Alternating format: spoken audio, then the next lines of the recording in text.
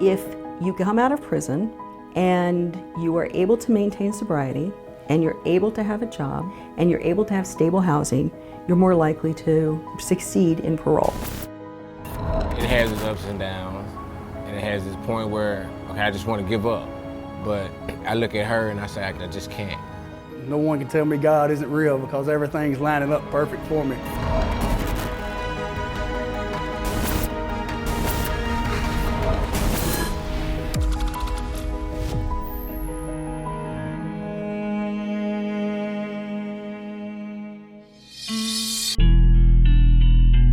In the United States, there is a problem waiting to be solved. Millions of available tech jobs and millions of felons who find it tough to land employment when they get out of prison. Experts say solving it would not only give those incarcerated a second chance, but would also increase public safety and save taxpayer money by preventing them from going back to prison. A nonprofit is working on a solution, and in just 2 years, they're already seeing results where inmates are cracking the code to success.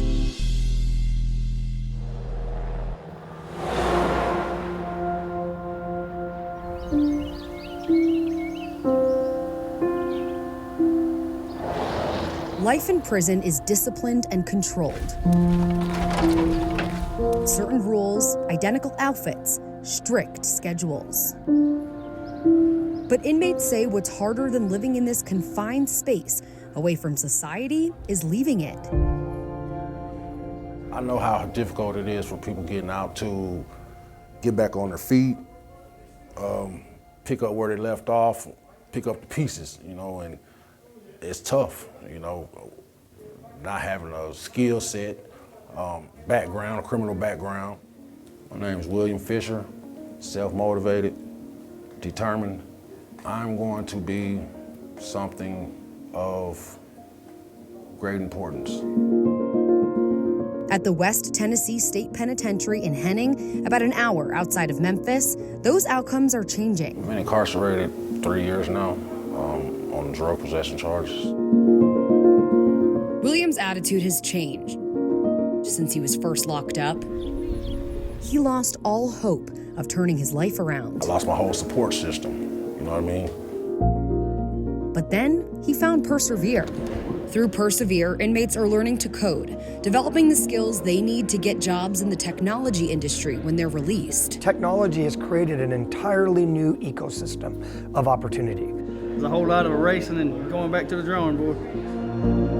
You can be, coding, you can be doing testing, you can build mobile apps, you can go into robotics, big data, artificial intelligence.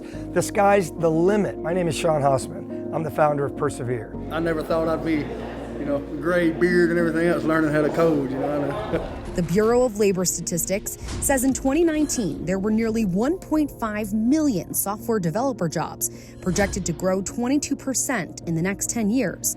That's where Sean and his team saw a void they could fill. And so we started looking at the number of software developers that were needed in the country, the number of people that could become software developers, where it would change their lives, and we saw a direct match. Persevere is funded by donations and grants, so the Tennessee Department of Correction was able to partner with them without spending any taxpayer dollars. They then transformed part of the West Tennessee State Penitentiary into a prime learning environment. One of the rules that we have in our class is when you are in here, you are not in prison.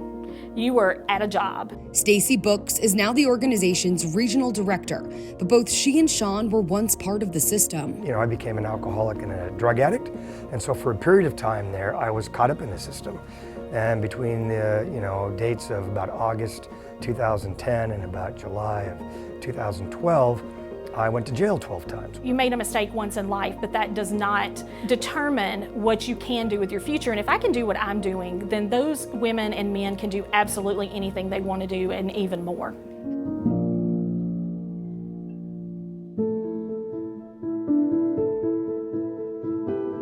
It wasn't long ago that she was sitting alongside these prisoners.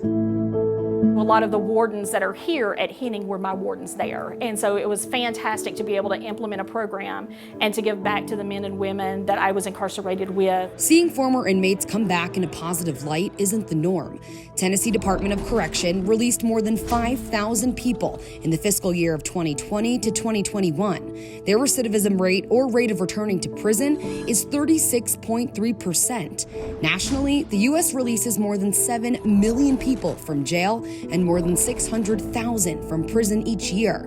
Within 3 years of their release, more than 50% are incarcerated again. Persevere has a 2.5% recidivism rate, and it does take several years to be able to see what that actual rate is going to be. But as of now, since April of 2019, that is where we're sitting. I've done enough destruction out there in society. I want to make up for it by going out there and doing as much positive as I can. People like Bobby Stout are trying to prevent themselves from going back to prison once they get out. I've done construction my whole life, and I wasn't looking forward to going back out there and doing construction, so this is something to look forward to, because, you know, guys get caught in the slump in here. It's a dark place and dark times, and it does a lot for your morale to, you know, have something to look forward to. He is trying to break the stigma of what someone who has been incarcerated can do. You know, people have a big misconception that everybody's just these evil, bad people in here, and there's some really good, genuine people in prison.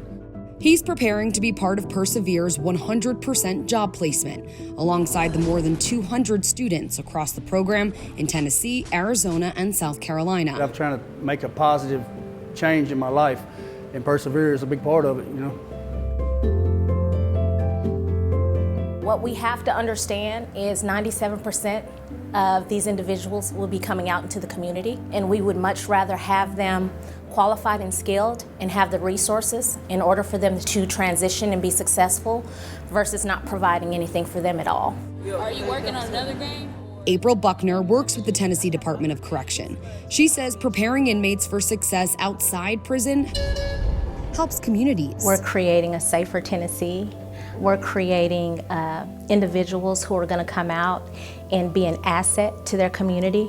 Rebecca Trammell, the interim dean for the College of Health and Applied Sciences at Metropolitan State University in Denver, has spent years doing research in prisons. She's seen the benefit to programs like this on communities firsthand. Who do you want sitting next to you on the bus? The violent predator that went in actually got, very detailed programming to help him or her get over whatever it is that helped them get to prison, or the person that went in, sat in their cell all day, did nothing, joined a gang, got some tattoos, and learned how to fight. It also goes beyond safety. From a financial perspective, it is not sustainable to have 2 million plus people in prisons in the United States. Depending on the state, it costs between $40,000 to $69,000 a year per inmate per state. These men and women now see the benefit Persevere can have to both themselves and society. They give me that support that I needed to continue to believe in myself. It gives me hope, like I said, it's not easy. You got to apply yourself, but it means a lot to me. There is a real opportunity for a brighter future, and the program inside the prisons is just the beginning. Coming up, transition to a new life. I was just lost in prison. I was just going to get out and sell drugs again. But they didn't give up on me, they made me come back. How a safe place to go after prison becomes a saving grace to those going through the program.